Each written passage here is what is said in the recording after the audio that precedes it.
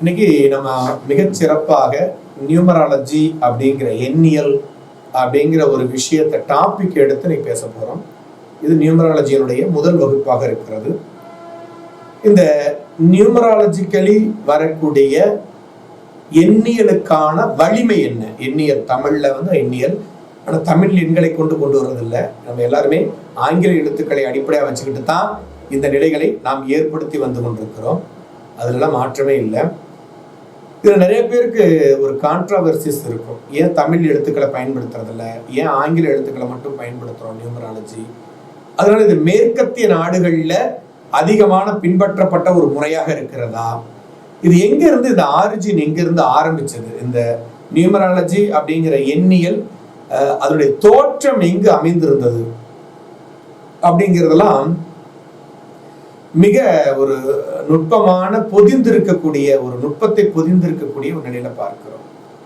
ஏன் ஆங்கிலத்துல கொண்டு வந்தோம் அப்படின்னா, இது ஒரு யூனிவர்சலா நீங்க ஆங்கில எழுத்துக்களை கொண்டு எந்த மாதிரியான ஒலிகளை வேண்டுமானாலும் நீங்க என்ன பண்ணிக்கலாம், மாற்றி அமைத்துக் கொள்ள முடியும். அதே மாதிரி எல்லாருமே ஈஸியா ஃபாலோ பண்ண முடியும். எழுத்துக்கள் குறைவு.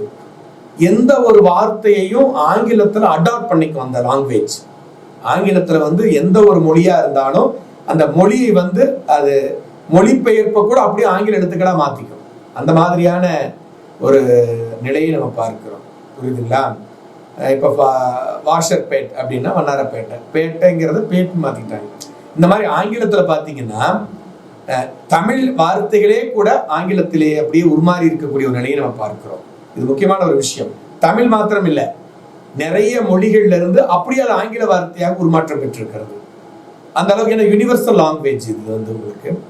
அதனால நம்ம ஆங்கில எழுத்துக்களை எந்த மொழியில வேணுமானாலும் யூனிவர்சலா மாற்றி அமைத்துக் கொள்ள முடியுங்கிறதுக்காக நம்ம அந்த எழுத்துக்களை அடிப்படையாக எடுத்துக்கொண்டு ஆய்வு நம்ம செய்ய போறோம். அடுத்து இத முறைப்படி வெளியிட்டது யார் அப்படின்னு பார்த்தீங்கன்னா சேரோ. அவர் தான் இந்த நியூமராலஜியினுடைய தந்தை அப்படின்னு நம்ம சொல்ல முடிகிறது.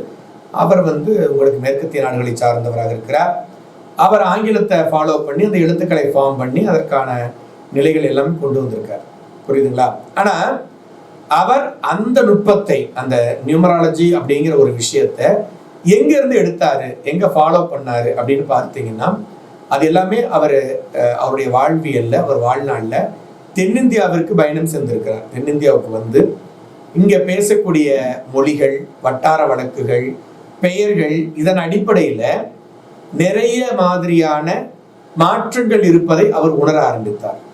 அது மட்டும் இல்லாம இன்னைக்கு நம்ம படித்துட்டு இருக்கக்கூடிய சான்ஸ்கிரிட், தமிழ், இந்த எழுத்துக்கள், இந்த வார்த்தைகளுக்கு இருக்கக்கூடிய ஒரு வலிமை, இதெல்லாம் எடுத்து நிறைய ஆய்வுகள் மேற்கொள்ள ஆரம்பித்து அதில் இருக்கக்கூடிய பரிபூரணத்துவத்தை புரிந்து கொள்ள ஆரம்பித்தார். புரியுதுங்களா? ஃபார் எக்ஸாம்பிள் சொல்லணும் அப்படின்னா, பசு அப்படின்னு ஒரு சொல்றோம். நம்ம இப்ப என்ன சொல்றீங்க, பசு அப்படின்னு நம்ம வாயில சொல்றோம். ஒரு சவுண்டு கேக்குது, ஐயோ பசு வந்திருக்கு அப்படின்னு. உங்க மனசுக்குள்ள என்ன வந்துடும்? ஆக்சுவலா ஒரே மாதிரி என்ன தோன்றும்? உங்க மனதுக்குள்ள என்ன ஒரு கற்பனை தோன்றும், என்ன உருவம் தோணும்? அந்த பசுமாடுங்கிற அதோடைய உருவம் உங்களுக்கு தோன்றிடும். அப்போ இது போல நம்முடைய மொழியியல் வல்லுநர்கள் ஒரு வார்த்தையை சொல்லும் பொழுதே அந்த வார்த்தையிலிருந்து வெளிவரக்கூடிய ஒளி அலைகளினுடைய அதிர்வலைகள் என்ன மாதிரி அதிர்வலை ஏற்படுத்தினா அந்த உருவத்தை ஒத்திருக்கிறதுன்னு சொல்றாங்க. இப்ப நீங்க ஒரு விஷயத்தை ஒரு சவுண்டை நீங்க மீண்டும் மீண்டும் மீண்டும் சொல்லும் பொழுது அந்த அதிர்வலைகள் உங்களுக்கு அது மாதிரி ஒரு உருவத்தை உருவாக்குதான்.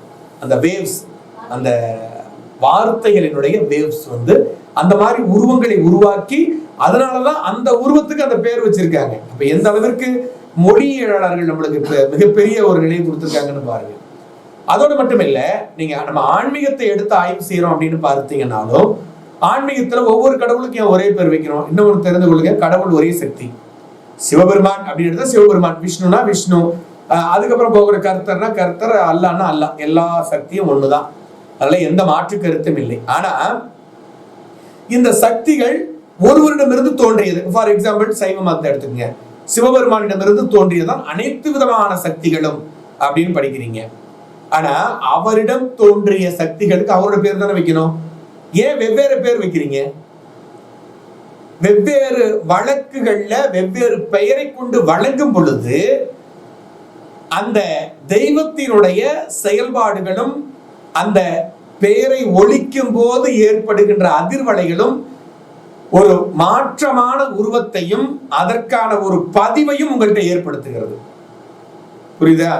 நல்லா தெரிஞ்சுக்கணும். இதுதான் நியூமராலஜியினுடைய பேஸ் நாங்க ஆய்வு செஞ்சதுல. அப்போ இது நம்ம இந்தியர்கள், அதிலும் தென்னிந்தியர்கள் தான் இந்த பெயரிட்டு அழைத்தல், அந்த பெயரில் ஏற்படுகின்ற அந்த ஒளியில் ஏற்படுகின்ற அதிர்வலைகளை ஆய்வு செய்து அந்த அதிர்வலைகளுக்கு ஏற்றார் போல மாற்றங்களை ஏற்படுத்தி இருக்கிறார்கள், பெயர்களை அமைத்திருக்கிறார்கள். அப்படி உருவானதுதான் ஒவ்வொரு இடத்துல இருக்கக்கூடிய அந்த இறைவன் இறைவிகளினுடைய பெயராக வழங்கப்படுகிறது. அப்படி அந்த பெயர் உச்சரிக்கும் படும் பொழுது ஏற்படுகின்ற அதிர்வலைகள் தான் உருவங்களாக பொறிக்கப்பட்டிருக்கிறது. நல்லா தெரிந்து கொள்ள வேண்டும். அப்போ முருகா அப்படின்னா அந்த முருகன் அப்படிங்கிற போது ஏற்படுகின்ற அதிர்வலைகளுடைய அந்த ஒரு ஃபார்ம் அப்படிங்கிறது அது அந்த முருகனுடைய தோற்றத்தை உண்டாக்குகிறது.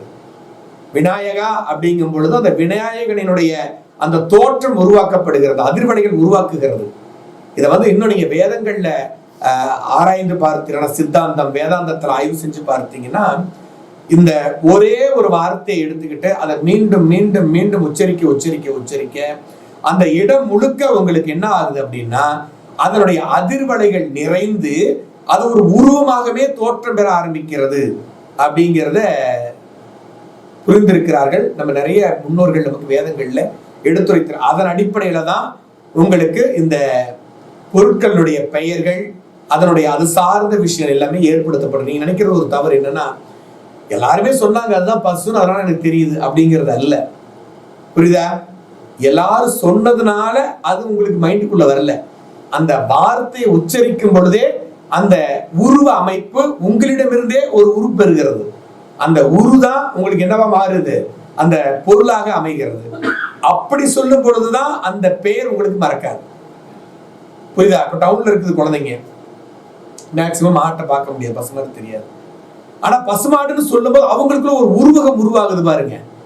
அந்த அமைப்பு எப்படி ஏற்படுகிறது? அப்ப அந்த ஒவ்வொரு வார்த்தைகளும் உங்கள் மனவியலோடு ஒளியியலோடு பிரபஞ்ச சக்தியோடு தொடர்பை ஏற்படுத்தி கொண்டிருக்கக்கூடிய நிலையை பார்க்கிறோம். அதனால நம்ம முன்னோர்கள் என்ன சொன்னாங்க அப்படின்னா, நிச்சயமாக நீங்கள் நல்ல வார்த்தைகளை பேசுங்கள், நல்ல நிலைகளை ஏற்படுத்தி கொள்ளுங்கள், நல்ல மாற்றங்கள் உங்களை வந்தடையும் அப்படின்னு சொல்றாங்க. அப்ப நீங்க பேசக்கூடிய நல்ல வார்த்தைகள் எல்லாமே நல்ல ஒளி அலைகளாக அதிர்வலைகளாக மாற்றப்பட்டு உங்களை சுற்றி வர ஆரம்பிக்கிறது. அந்த சொல்லுக்கு முன்னாடியே உங்களுக்கு எண்ணம் ஆரம்பித்து விடுகிறது. எண்ணம் எப்பொழுது மனதில் வருகிறதோ அப்பவே உங்க உடல் சூட்சமமான அதிர்வலைகளை உங்களுக்கு கொடுக்க ஆரம்பிச்சிருது. உங்க ஆறா சூட்சமமா அதோட அதிர்வலைகளை வெளியிட ஆரம்பித்து விடுகிறது. புரியுதா? அதே நேரத்துல நீங்க சொல்லும் பொழுது அந்த அதிர்வலைகள் இன்னும் பலம் அடைந்து அது ஒரு பெரிய ஒரு உருவகத்தை ஏற்படுத்தக்கூடிய அளவிற்கு வலிமை பெற்றதாக மாற்றம் பெறுகிறது. முதல்ல தெரிஞ்சுக்கங்க, நிறைய மிருகங்கள் உங்களைய முட்டை வர்றதோ இல்ல உங்களைய பார்த்து குலைச்சிட்டு ஒடி வர்றதோ இல்ல உங்களை கொத்த வர்றதோ ஏன் அப்படின்னு தெரியுமா? எதனால தெரியுமா? எதனால இப்ப உங்களை ஒரு மிருகம் ஒரு சிலரை பார்த்தா ஒண்ணுமே கண்டுக்காம போயிடும், ஒரு சிலரை பார்த்தா குலைக்கும் இல்ல கடிக்க வரும். ஏன் அப்படி? அதுக்கான காரணம் என்ன?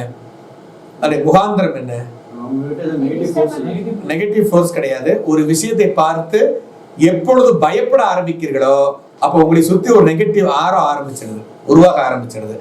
அதைத்தான் விலங்குகளும் பூச்சி இனங்களும் கூட உங்களுக்கு கண்டுபிடிக்குது. நீங்க எப்ப பயப்படுறீங்களோ அப்ப வித்தியாசமான ஒரு ஆரா உங்கள்கிட்ட ஏற்பட்டு அதை உணர்ந்த மிருகங்கள் உங்களை கடிக்கிறதுக்கும் மற்ற நீங்க பயப்படாம நில்லுங்க. எதா இருந்தாலும் பயப்படாம நின்று பாருங்க, உங்களை வராது. பயம் எப்ப இல்லையோ அப்ப உங்களை சுற்றி வெளியிடப்படுகின்ற அந்த சூட்சமமான அதிர்வலைகள் ஹை எஃபிஷியண்டா இருக்கும், மற்றவர்களுக்கு பயத்தை கொடுக்கும். எப்போ நீங்க பலவீனமாக உணர்கிறீர்களோ அப்படி உங்களை சுற்றி இருக்கக்கூடிய ஆறா அப்படிங்கிறது சூட்சமமான உடல் அப்படிங்கிறது ஒரு பலவீனமான நிலையில இருக்கிறதுனால மற்றவர்களுக்கு எண்ணத்தை ஏற்படுத்தி விடாது, ஒரு தைரியத்தை கொடுத்து நம்மளை மோதி பார்த்தரலாம் அப்படிங்கிற எண்ணத்தை கொடுத்து விடுகிறது. புரியலையா? அதே மாதிரி இந்த அதிர்வலைகளை அடிப்படையா வச்சுக்கிட்டு தான் நம்ம இந்த நியூமராலஜி எண்ணியல் அப்படிங்கிற ஒரு சிஸ்டத்தை கொண்டு வந்திருக்கிறோம். நம்ம ஒவ்வொரு வார்த்தைக்கும் ஒரு அதிர்வலையை கொடுத்து அதற்கான நன்மை தீமைகளை ஆய்வுகள் செய்து முன்னோர்கள் வழங்கி இருக்கிறார்கள். சிவசிவா அப்படிங்கிறது அந்த வார்த்தையினுடைய உருவகமானது ஒரு நல்ல மாற்றத்தை கொடுக்கக்கூடியதாக இருக்கிறது. ராமா ராம ராமா அப்படிங்கிறது அந்த ஒரு மாற்றம். அப்ப அந்த வார்த்தைகளை உச்சரிக்க உச்சரிக்க உச்சரிக்க உங்களிடம் இருக்கிற அந்த உருவகப்படுத்துகின்ற அந்த ஒரு அதிர்வலைகளானது உங்களுக்கு நல்ல ஒரு ஆறாவை பலப்படுத்தி மனோ தைரியத்தை கொடுத்து ஒரு அற்புதமான நிலையை உங்களுக்கு ஏற்படுத்தும். இப்ப இதே மாற்றங்கள் பாத்தீங்கன்னா நிறைய பேர் ஒரு ஆபத்து வந்துருச்சுன்னு வச்சுக்க சாமி பேரை சொல்ல ஆரம்பிச்சிருவாங்க. ஐயப்பா ஐயப்பா காப்பாத்து அப்படின்னு அந்த பேரை சொல்லிக்கிட்டே இருப்பாங்க. எனக்கு எப்ப பிரச்சனை ஏற்படுதோ அப்பெல்லாம் சாமி பேரை சொல்லுவேன். உடனே அந்த பிரச்சனைகள் என்னை விட்டுட்டு போயிடும். நாங்க நல்ல ஒரு எனக்கு அதனால அந்த கடவுள் மேல ரொம்ப நம்பிக்கை அப்படின்னு சொல்லுவாங்க. அதுக்கு எல்லாத்துக்குமே உண்மை. அது எப்ப அப்படின்னு கேட்டீங்கன்னா அந்த வார்த்தைகளை உச்சரிக்க உச்சரிக்க அந்த பெயரை உச்சரிக்க உச்சரிக்க அதிலிருந்து வெளிப்படுகின்ற அந்த அதிர்வலைகள் அவங்களுடைய சூட்சமமான உடலா இருக்கக்கூடிய ஆறாவை பலப்படுத்தி தன்னம்பிக்கை கொடுத்து துஷ்டங்கள் அவர்களை அதை பாதிக்காமல் ஒரு பாதுகாப்பு வளையத்தை ஏற்படுத்தக்கூடிய வல்லமை பெற்றதாக இருக்கிறது. நல்லா தெரிந்து கொள்ள வேண்டும். அதனாலதான் நம்ம எல்லாருமே பெயரை சாமியுடைய பேரை வைக்கிறோம். அப்ப அந்த சாமியுடைய பேர்னு ஏன் சொல்றீங்க அப்படின்னா அந்த பெயரை உச்சரிக்கும் பொழுது அந்த அதிர்வலைகளானது உங்களை பாதுகாக்கக்கூடிய ஒரு வட்டத்தை கொடுக்கிறது, ஒரு பெரிய பாதுகாப்பு வளையத்தை ஏற்படுத்துகிறது அப்படிங்கிறதா இதனுடைய நுட்பம். அப்ப நம்ம முன்னோர்கள் நியூமராலஜிங்கிறதுக்கு முன்னாடியே எழுத்துக்களை கொண்டு வார்த்தைகளை வடிவமைத்து எந்தெந்த வார்த்தைகள் உங்களுக்கு என்ன மாதிரியான மாற்றங்களை கொடுக்கும் அறிந்து அந்த அதிர்வலைகளின் அடிப்படையில் ஒரு பொருளுக்கான பேரை வச்சு அந்த அந்த அதிர்வலைகள் மூலமா நம்ம அதை புரிந்து கொள்ள வேண்டும் என்பதை நாம தெரிஞ்சு கொள்ளக்கூடிய அளவிற்கு மிக உன்னதமான ஆய்வுகளை மேற்கொண்டிருந்திருக்கிறார்கள். இன்னைக்கும் சாஸ்திர ரீதியா பார்த்தீங்கன்னா நிறைய சுவடுகள் நமக்கு இது சார்ந்து காணப்பட்டு கொண்டிருக்கிறது. புரியுதா? அப்போ இந்த ஷேரோ அப்படிங்கிறவர் தென்னாட்டுக்கு தென் இந்தியாவிற்கு இங்க இருக்கக்கூடிய பெயர்கள், அந்த மொழிகள், வழக்குகள், அந்த சப்தங்கள், அந்த சவுண்டுனால ஏற்படுத்தக்கூடிய அந்த அதிர்வலைகள், ஒளி அலைகள், இது எல்லாமே நிறைய ஆய்வுகள் செஞ்சு இன்னும் சொல்ல போனா தமிழ் எழுத்துக்கள், தமிழ் வார்த்தைகள், சான்ஸ்கிரிட்ல வரக்கூடிய வார்த்தைகள், இதையெல்லாம் அவர் ஆய்வு செய்யும் பொழுது அது ஏற்படுத்தக்கூடிய அதிர்வலைகளானது மிகப்பெரிய மாற்றங்களை ஏற்படுத்துகிறதுங்கிற ஒரு பேசிக் எடுத்துட்டு போயிட்டு அதுக்கப்புறம் அதை ஆங்கிலத்துல எடுத்துட்டு இது எந்தெந்த வார்த்தைகள் என்னென்ன மாதிரியான அதிர்வலைகளை பெற்றிருக்கிறது, அந்த அதிர்வலைகளை கொடுக்கக்கூடிய எழுத்துக்கள் எல்லாம் அவர் என்ன பண்ணாரு, ஒரு குரூப்பா ஃபார்ம் பண்ணாரு. எந்தெந்த எழுத்துக்கள் எல்லாம் ஒரே மாதிரியான அதிர்வலைகளை ஏற்படுத்துகிறது. எப்பவுமே ஒரு வார்த்தையை உச்சரிக்கிறீங்க அப்படின்னா அந்த வார்த்தையினுடைய பேஸ் ஒன்னா இருக்கும். சில வார்த்தைகளை பார்க்கும் பொழுது பேஸ் ஒரே மாதிரியான ஒரு முடிவுகளை ஏற்படுத்தும். புரியுதுங்களா? அப்படி ஏற்படுத்தக்கூடிய அந்த அதிர்வலைகளோட அந்த பேஸ் தான் அதிர்வலைகளை ஏற்படுத்தக்கூடியது. அந்த அதிர்வலைகளை ஒரே மாதிரியான அதிர்வலை கொடுக்கக்கூடிய அந்த எழுத்துக்களை எல்லாத்தையும் அந்த வார்த்தைகளை அடிப்படையா வச்சுக்கிட்டு இவங்க ஒரு குரூப்பா ஃபார்ம் பண்றாங்க. ஃபார்ம் பண்ணி ஆங்கில எழுத்துக்களை அதற்கு ஏற்றாறு போல அந்த குரூப்ல எடுத்து சேர்க்கிறார். அதை அவர் ஆய்வுகள் செய்திருக்கிறார். ஆனா அந்த எழுத்துக்களினுடைய அந்த வைப்ரேஷன்ஸ், அந்த அதிர்வலைகள் எதை அடிப்படையாக கொண்டிருந்தது அப்படின்னு பார்த்தீங்கன்னா தமிழ் வார்த்தைகளிலும் அதே நேரத்துல உங்களுக்கு சான்ஸ்கிரிட் என்ன சொல்லுவோம், சான்ஸ்கிரிட் சமஸ்கிருதத்துல இருக்கக்கூடிய ஒளி அலைகளையும் அந்த அதிர்வலைகளையும் அந்த ஒளியினுடைய அந்த வைப்ரேஷன்ஸை எடுத்துக்கிட்டு தான் ஒரு குரூப் ஃபார்ம் பண்ணியிருக்காரு அப்படின்னு சொல்லப்படுகிறது. இந்த ஆய்வுகள்ல நம்மளுக்கு தெரிகிறது. அப்போ எந்த ஒரு விஷயமாக இருந்தாலும் நீங்கள் அழைக்கக்கூடிய அந்த வார்த்தைகளினுடைய அதிர்வலைகளை அடிப்படையாக கொண்டுதான் நம் அனைவரினுடைய நிலைகளுமே இருக்கிறது அப்படிங்கிறத நாம நிச்சயமாக புரிந்து கொள்ள வேண்டும். புரியுதா? அப்போ இந்த வார்த்தைகள் எல்லாமே நம் முன்னோர்கள் சாஸ்திர ரீதியாக வேதங்களை அடிப்படையாக கொண்டு ஒவ்வொரு பொருளுக்கும் ஒவ்வொரு பேரை, நல்ல காரியங்களுக்கு, நல்ல விஷயங்களுக்கு, நல்ல மாதிரியான ஒளி அலைகளை ஏற்படுத்தக்கூடிய வார்த்தைகளை அமைத்திருக்கிறார்கள். நல்லா சிந்திச்சு பாருங்க.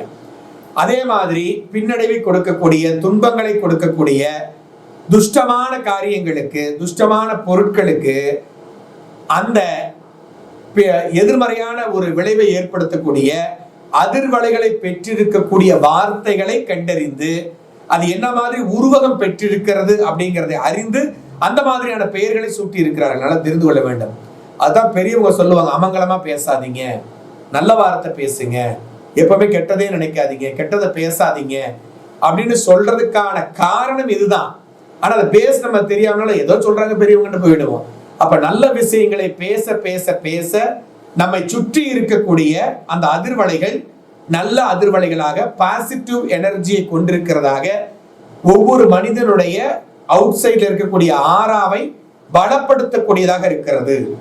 அதே நேரத்துல எதிர்மறையான எண்ணங்களை கொடுக்கக்கூடிய, துக்கத்தை கொடுக்கக்கூடிய, துன்பத்தை கொடுக்கக்கூடிய, பின்னடைவுகளை ஏற்படுத்தக்கூடிய வார்த்தைகளை எல்லாத்தையுமே கெட்ட விஷயங்களுக்கு பயன்படுத்த ஆரம்பித்திருக்கிறார்கள். புரியுதுங்களா?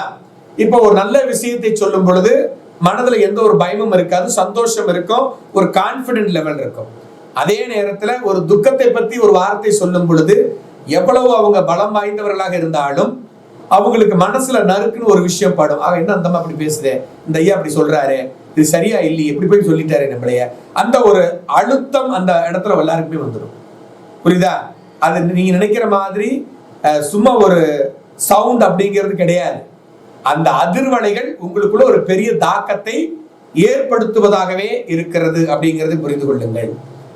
இதுக்குதான் பாத்தீங்கன்னா ஜினேந்திர மாலை அப்படின்னு சொல்லக்கூடியதுல பாத்தீங்கன்னா என்ன கோளறு பதிப்பகம், கோளறு பதிகம், அந்த ஒரு கோளறு பதிகம், ஜினேந்திர மாலை, இப்படி இருக்கக்கூடிய புஸ்தகங்கள் இருக்கக்கூடிய அந்த பாடல்கள் எல்லாம் படிச்சீங்கன்னா நோய்கள் குறைகிறது, கோள்களால் ஏற்படக்கூடிய தீவினைகள் மாற்றம் பெறுகிறது அப்படிங்கிறத நம் முன்னோர்கள் பண்டைய காலங்களிலேயே கண்டறிந்து அதை ஒவ்வொரு நாளும் கோவில்களிலும் வீட்டிலும் எல்லாரும் படிக்கணும் அப்படிங்கிற ஒரு நிலையை ஏற்படுத்தி இருந்தார்கள். நல்லா யோசிச்சு பாருங்க. என்னங்க ஒரு பாட்டு படிச்சா சரியா போயிருமா அப்படின்னு? நிச்சயமா சரியாகும். அந்த இன்னும் சொல்ல போனா இந்தந்த நோய்களுக்கு இந்தந்த பாடல்கள் படிங்க அப்படின்னு போட்டிருப்பாங்க. அந்த பாடல்களை படித்தால் நிச்சயமாக உங்களுக்கு அது சார்ந்த பிரச்சனைகள் கட்டாயம் தீரும். ஏன் தீருது அப்படின்னு பார்த்தீங்கன்னா அந்த பாடலில் உள்ள வார்த்தைகள் எல்லாம் உங்களுக்கு நீங்க உச்சரிக்கும் பொழுது, அந்த ரிதமிக்கா நீங்க உச்சரிக்கும் பொழுது அதனால் ஏற்படுகின்ற அதிர்வலைகளானது உங்களுக்கு நோயை ஏற்படுத்தக்கூடிய அந்த உருவை சரி செய்யக்கூடிய அதிர்வலைகளை பெற்றிருக்கிறது. புரியுதுங்களா? அதே மாதிரி கோளறு பதிகம், அதை நீங்க பாட ஆரம்பிச்சீங்கன்னா உங்களுக்கு எந்த கிரகத்தால் உங்களுக்கு பிரச்சனைகள் ஏற்படுகிறதோ அந்த கிரகத்திலிருந்து வரக்கூடிய எதிர்மறையான அந்த சக்திகளை மாற்றி அமைக்கக்கூடிய வல்லமை அந்த கோளறு பதிகத்திற்கு நிச்சயமாக உண்டு. அதை படிக்கணும். புரியுதுங்களா? எப்படி அது சரியாகுது அப்படின்னா தான் அந்த இடத்தில் தான் இந்த ஒளி அலைகளினுடைய வார்த்தைகளினுடைய அந்த சத்தத்தால் ஏற்படுகின்ற அதிர்வலைகள் மிக முக்கிய காரணம் அப்படிங்கிறது புரிந்து கொள்ள வேண்டும். அதே போல ஒரு மிக முக்கியமான ஒரு அம்சம் என்ன அப்படின்னு கேட்டீங்கன்னா நியூட்டன்ஸ் லா, ஃபர்ஸ்ட் லா, எப்பவுமே நம்ம சொல்லிட்டு இருக்கிற விஷயம், ஒரு ஆற்றலை ஆக்கவோ அழிக்கவோ முடியாது. ஒரு வகை ஆற்றலை இன்னொரு வகை ஆற்றலாக மாற்றி அமைக்க முடியும். நீங்க உங்க உடல் ஏற்படுத்துகின்ற காற்று சக்தியை நீங்க என்ன பண்றீங்க, அதாவது விண்ட் எனர்ஜிய சவுண்ட் எனர்ஜியா மாத்துறீங்க. எந்த இடம் மாத்துது தெரியுமா? குரல் வளை. அந்த குரல் வளையானது உங்க உடம்புல இருக்கக்கூடிய அந்த விண்ட் எனர்ஜிய, காற்றினுடைய சக்தியை என்ன சக்தியா மாத்துது? சவுண்ட் எனர்ஜி, ஒளி அலைகளாக, ஒளி சக்தியாக மாற்றுகிறது. அந்த வைப்ரேஷன்ஸ் வெளியே விட்டுட்டீங்க. அந்த வைப்ரேஷன்ஸை அழிக்க முடியுமா? அந்த சக்தியை அழிக்க முடியுமான்னா முடியாது. புரியுதுங்களா? அந்த சக்தியை அழிக்க வேண்டும் என்றால் அதை விட பலம் வாய்ந்த ஒரு ஒளி அலையானது பல முறை எழுப்பப்பட வேண்டும். ஒரு நோய் தீரணும் அப்படின்னா எந்த ஒரு வைரஸ் உங்களுக்கு அந்த நோயை ஏற்படுத்தி இருக்கோ அதை சரி செய்யக்கூடிய ஒரு வைரஸஸ் என்ன பண்ணணும் உங்களுக்கு, அதை விட அதிகமான டோசேஜ்ல உடலுக்கு கொடுக்க வேண்டும். அப்பதான் என்ன ஆகும், அந்த வைரஸினுடைய தாக்கம் குறைந்து அதிலிருந்து வெளிவர முடியும். நல்லா தெரிஞ்சுக்கங்க, இந்த நியூமராலஜி என்பது மந்திர தந்திர சாஸ்திரங்கள்லையும் எப்படி வேலை செய்யுதுங்கிறது இதனுடைய நூல் இங்கிருந்து எடுக்கப்பட்டிருக்கிறது. இந்த ஆய்வுகள் அதுதான் சொல்லுது. அப்போ நீங்க ஒரு கெட்ட ஒரு உங்களை நினைத்து உங்களை யாராவது ஒருத்தர் கெட்ட மாதிரியான ஒரு நிலைகளை நினைக்கும் பொழுது அந்த எண்ணங்கள், அந்த சொற்கள் எதிர்மறையான அதிர்வலைகளை இந்த பிரபஞ்சத்தில் ஏற்படுகிறது. இந்த பிரபஞ்சத்தில் யாரை உருவகப்படுத்தி அந்த வார்த்தைகள் அதிர்வலைகளாக வெளியிடப்பட்டதோ நிச்சயமாக அந்த அதிர்வலைகள் அந்த மனிதனை சென்று அடையும். நல்லா தெரிஞ்சுக்கணும். அதே நேரத்தில் அந்த மனிதன் இந்த மாதிரி அதிர்வலைகளை நம்மளை அடையக்கூடாது, நம்மளை பாதிக்க கூடாதுன்னு எண்ணினால் என்ன பண்ணணும் அப்படின்னா, அவர் அந்த தாக்கக்கூடிய அதிர்வலைகளை விட அதீத சக்தி வாய்ந்த அதிர்வலைகளை அவர் ஏற்படுத்தி தன்னை ஒரு பாதுகாப்பு வளையம் கொண்டு பாதுகாத்துக் கொள்ள வேண்டும். அதையும் நம்ம முன்னோர்கள் சிந்திச்சான். அதுதான் ஒருத்தர் கெடுக்கிறதுக்கு ஒரு மந்திரம் போட்டீங்கன்னா அதை தடுக்கிறதுக்கு அவர் என்ன பண்ணுவாரு, ஒரு மந்திர உச்சாரணம் பண்ணி அவரை தற்காத்துக் கொள்கிறார். புரியுதா? அப்ப இது எல்லாமே இந்த வார்த்தைகளினுடைய அதிர்வலைகள், இந்த சவுண்ட் எனர்ஜி. அப்போ இந்த ஒரு சொல் என்பது ஒரு மந்திரம், ஒரு சொல் என்பது ஒரு மந்திரம். இது எல்லாமே இந்த சவுண்ட் எனர்ஜியை பேஸ் பண்ணி தான் அந்த அதிர்வலைகளை, அந்த சத்தத்தினுடைய அதிர்வலைகளை அடிப்படையா வச்சு அதுக்குன்னு ஒரு சிஸ்டம் ஃபார்ம் பண்ணி அந்த சிஸ்டம் நல்லதா கெட்டதாங்கிறத முடிவு பண்ணிடுறது. அப்ப அந்த அளவிற்கு மிக உன்னதமான அற்புதமான ஒரு ஆய்வுகளை அடிப்படையா வச்சுக்கிட்டு தான் சேரோ அவரு ஊருக்கு போனார். அவர் போய் ஆய்வுகள் செய்ய ஆரம்பிக்கிறார். என்ன பண்ணினார் அப்படின்னா, நம்முடைய வார்த்தைகளினுடைய அந்த அதிர்வலைகள் ஆங்கில எழுத்துக்கள்ல எந்தெந்த எழுத்துக்கள் இதற்கு இணையான அதிர்வலைகளை பெற்றிருக்கிறது அப்படின்னு ஆய்வுகள் செய்ய ஆரம்பிச்சார். அதற்கு எல்லாத்துக்குமே என்ன பண்றாரு, ஒவ்வொரு ஃபார்மேஷன் கொடுக்கிறார். புரியுதா? அந்த ஃபார்மேஷனினுடைய அடிப்படையில தான் இன்னைக்கு நியூமராலஜி, எண்ணியல் அப்படிங்கிற ஒரு நிலையே நமக்கு ஏற்படுத்தப்பட்டிருக்கிறது அப்படிங்கிறத நம்ம கட்டாயம் புரிந்து கொள்ள வேண்டும். புரியுதுங்களா? இது மிகவும் முக்கியமான ஒரு அம்சமாக இருக்கிறது. அப்போ எண்ணியல் என்பது, நியூமராலஜி என்பது நத்திங் பட் அது ஒரு சவுண்ட் டெக்னிக்ஸ், அந்த ஒலி அலைகளினுடைய நுட்பத்தை அடிப்படையாக கொண்ட சூட்சமமான ஒரு நிலை. இதைத்தான் நம்ம நியூமராலஜி அப்படிங்கிறோம். புரியுதுங்களா? அந்த எண்ணியலும் கூட நம்முடைய நாட்டிலிருந்து நம்ம ஏற்படுத்தி கொண்டிருக்கிற வார்த்தைகளை அடிப்படையாக வச்சுக்கிட்டு தான் வெளிநாடுகள்ல அதை ஆய்வு செஞ்சு செய்யறோம். ஒரு நியூமராலஜி அப்படிங்கிற ஒரு நிலையை ஏற்படுத்தி இருக்கிறார். அப்ப பேஸ் நம்மளும் தான். இன்னைக்கு நிறைய மந்திரங்களை படிக்கிறோம், நிறைய நோய்களை குணப்படுத்தி கொண்டிருக்கிறது, நிறைய பிரச்சனைகளை கொடுக்கறதுக்கு மந்திரம் இருக்கு, அதில் தற்காத்துக் கொள்வதற்கு மந்திரங்கள் இருக்கிறது. இது எல்லாமே பேஸ்ட் ஆன் சவுண்ட் எனர்ஜி. இன்னைக்கும் பார்த்தீங்கன்னா காயத்ரி மந்திரத்துல வரக்கூடிய ஒவ்வொரு அதிர்வலைகளுக்கும் ஒரு பிரம்மாண்டமான ஒரு குணமளிக்கக்கூடிய ஒரு அற்புதமான ஒரு வைப்ரேஷன்ஸ் இருக்கு அப்படிங்கிறத இப்ப லேட்டஸ்டா இல்ல, கொஞ்ச நாளாவே ஆயிடுச்சு, கண்டுபிடித்திருக்கிறார்கள். இன்னும் சொல்ல போனா ஒரு சவுண்ட் ப்ரூஃப் ஒரு இடத்துல இந்த காயத்ரி மந்திரத்தை தொடர்ந்து 48 நாட்கள் குறிப்பிட்ட நேரத்துல ஒரே நேரத்துல ஒருத்தரை மனம் குவிந்து கேட்க வச்சோம்னா அவருக்கு நிறைய நோய்கள் குணமளிக்கப்படுகிறது, குணமாயிருக்கு. ஈவன் கேன்சர் கூட குணமாயிருக்குன்னு சொல்லக்கூடிய பதிவுகளை நீங்க கூகுள் சர்ச் பண்ணி பார்த்தீங்கன்னா கிடைக்கும். அந்த அளவிற்கு இந்த ஒளி இயலானது, சவுண்ட் எனர்ஜியானது அற்புதமான மாற்றங்களை கொடுக்க வல்லதாக இருக்கிறது.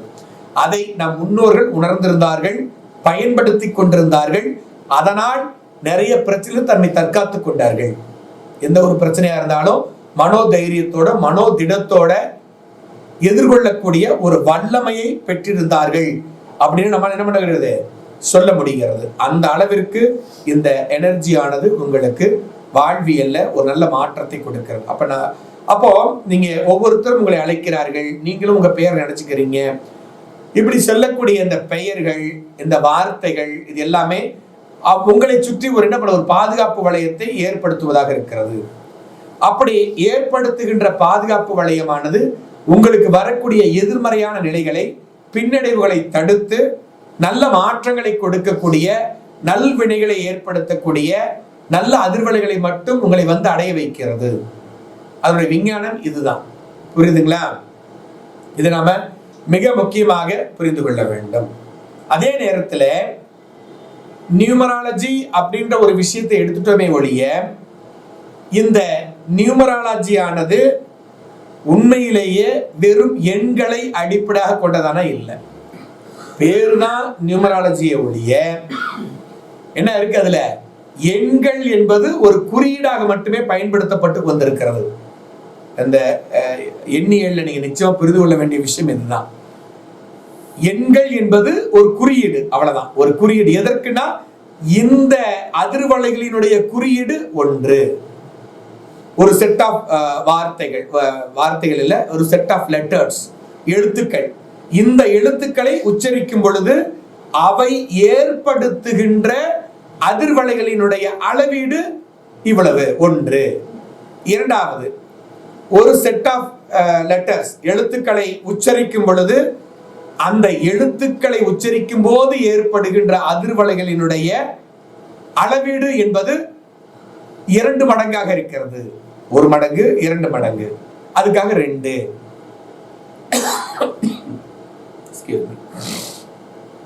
அதே போல அடுத்த ஒரு நிலைப்பாடை எடுத்துக்கிட்டு ஒரு செட் ஆஃப் லெட்டர்ஸ் உச்சரிக்கும் பொழுது, ஆங்கில எழுத்துக்களை உச்சரிக்கும் பொழுது அவை ஏற்படுத்துகின்ற அந்த அதிர்வலைகளானது அடுத்து 3 மடங்காக இருக்கிறது.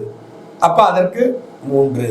இப்படி ஒவ்வொரு 26 எழுத்துக்கள் இருக்கக்கூடிய ஆங்கில எழுத்துக்களை ஒரு ஃபார்ம் பண்றாங்க. எந்தெந்த எழுத்துக்கள் ஒரே மாதிரியான அதிர்வலைகளை வெளிப்படுத்தக்கூடியதாக இருக்கிறது அப்படிங்கிறத புரிஞ்சுக்கிட்டு அந்த இதெல்லாம் ஒரு குரூப் பண்ணி அதுக்கெல்லாம் சில யூனிட்ஸ், நம்பர்ஸை வந்து டினோட் பண்றாங்க.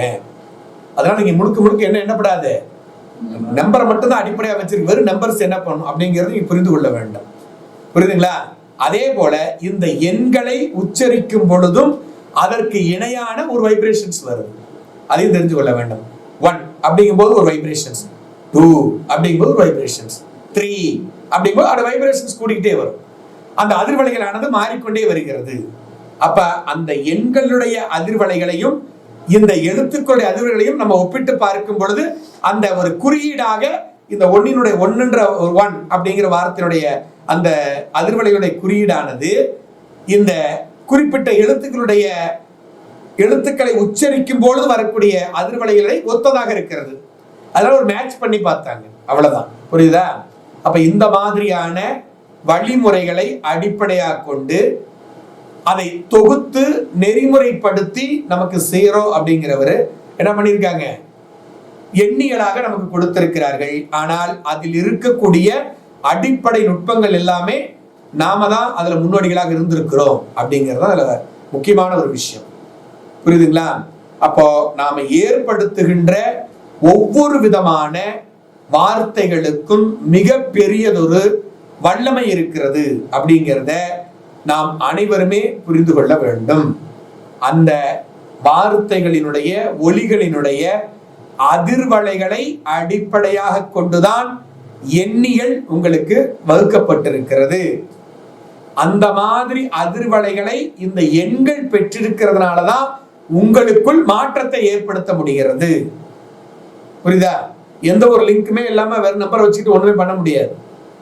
அப்ப இந்த அளவிற்கு மிக துல்லியமாக ஆய்வுகள் செய்யப்பட்ட தொகுக்கப்பட்ட ஒரு விஞ்ஞானமாக எது இருக்கு, இந்த நியூமராலஜி இருக்கிறது. நிறைய சிஸ்டம்ஸ் இருக்கு. எந்த சிஸ்டம்ஸ் எடுத்தாலும் பிரமிட் சிஸ்டமா, பிதாகரன் சிஸ்டமா, சீரோ சிஸ்டமா, ஒவ்வொருத்தரும் ஒரு சிஸ்டம் வச்சிருந்தாங்க. ஆனால் எந்த சிஸ்டத்துக்கு நீங்க போயிட்டாலும், எந்த சிஸ்டத்தை பயன்படுத்தினாலும் அடிப்படையான இந்த விஷயத்தை மறுக்கவும் முடியாது, மாற்றவும் முடியாது. புரியுதுங்களா? அப்ப நம்ம இந்த நியூமராலஜி சிஸ்டம் அப்படிங்கிறதுலயே பல முறைகளை பயன்படுத்தி அதில் இருக்கக்கூடிய உன்னதமான நிலைகளை எடுத்துக்கிட்டு நம்ம பொதுவான ஒரு நியூமராலஜியில் இருக்கக்கூடிய எல்லாத்துக்கும் இருக்கக்கூடிய நல்ல நிலைகள்லாம் எடுத்துக்கிட்டு அந்த விஷயங்களை அடிப்படையாக வச்சுக்கிட்டு நம்ம பலன் சொல்ல போறோம். புரியுதுங்களா? இது நிச்சயமா நல்ல மாற்றங்களை கொடுக்கக்கூடிய ஒரு உயர்வான விஞ்ஞானமாக இருக்கிறது. ஒருவர் துரதிருஷ்டத்தை அனுபவித்துக் கொண்டிருந்தால் அவருக்கு அதிர்ஷ்டத்தை கொடுக்கக்கூடியதாக, தீய வினைகளை அனுபவிச்சுட்டு இருந்தாரோ நல்வினைகளை கொடுக்கக்கூடியதாக, நல்ல மாற்றங்களை ஏற்படுத்தக்கூடியதாக, திருப்தியான வாழ்க்கை வாழக்கூடியதான ஒரு வல்லமையை ஏற்படுத்தக்கூடிய விஞ்ஞான ஜோதிடத்தை தான் நம்ம நியூமராலஜி அப்படின்னு நம்ம சொல்லிட்டு இருக்கோம். புரியுதுங்களா? அப்போ இதற்கான பேஸ் இதுதான். இது புரிஞ்சாதான் நீங்க என்ன பண்ண முடியும், அடுத்த ஸ்டேஜுக்குள்ள நீங்க போகவே முடியும். அதனால இப்ப இன்னைக்கும் நீங்க என்ன பண்ணலாம் அப்படின்னா, உங்களுக்கு ஏற்பட்டிருக்கிற மன கஷ்டம், பொருள் கஷ்டம், உடல் நோய்கள், இதுக்கு எல்லாத்திற்குமே நம்ம முன்னோர்கள் மந்திரங்களை எழுதி அதை வகுத்து வைத்து இந்த பிரச்சனை இருந்தா அந்த மந்திரத்தை இப்ப படிங்க,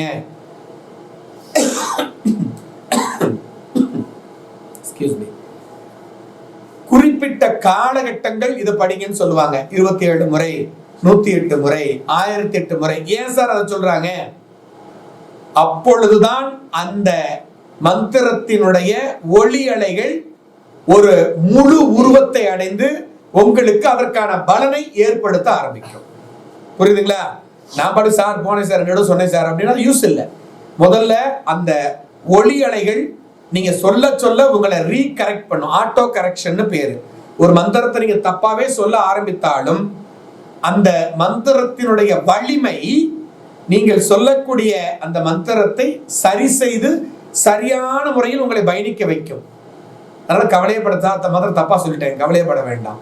அந்த மந்திரம் வலிமையானது என்றால் அது தன் நிலையை அதுவே உறுதிப்படுத்திக் கொள்ளும், அது யாரா இருந்தாலும். ஆனால் அந்த உறுதிப்படுத்துறதுக்கான அந்த நேரத்தையும் அந்த ரிபிட்டேஷன், அந்த திரும்ப திரும்ப சொல்லக்கூடிய நிலையிலையும் நீங்க ஏற்படுத்த வேண்டும்.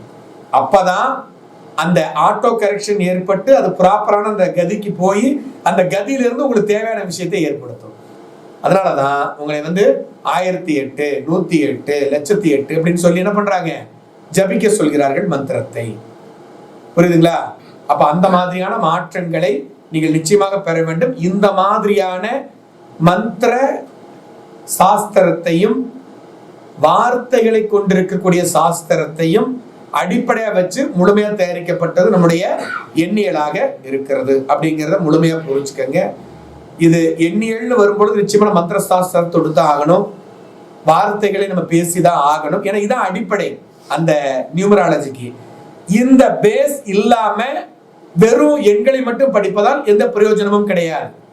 இன்னைக்கு வரக்கூடிய நியூமராலஜி நூல்களா இருந்தாலும் சரி, நியூமராலஜி சொல்லக்கூடிய அந்த நியூமராலஜிஸ்டா இருந்தாலும் சரி, அவர்கள் அந்த புரிந்துணர்வுன்ற விஷயத்துல சரியான ஆய்வுகளோ புரிந்துணரக்கூடிய ஒரு நிலையோ இல்லாமத்தான் இன்னைக்கு நம்மளுக்கு இந்த நியூமராலஜியை நம்மளுக்கு சொல்லி கொடுத்து கொண்டிருக்கிறார்கள். அப்ப இந்த நிலை மாறணும். நீங்க எல்லாம் முழுமையா புரிந்து கொண்டு செயல்பட வேண்டும் என்றால் இதனுடைய அடிப்படை தத்துவத்தை நிச்சயமாக புரிந்திருக்க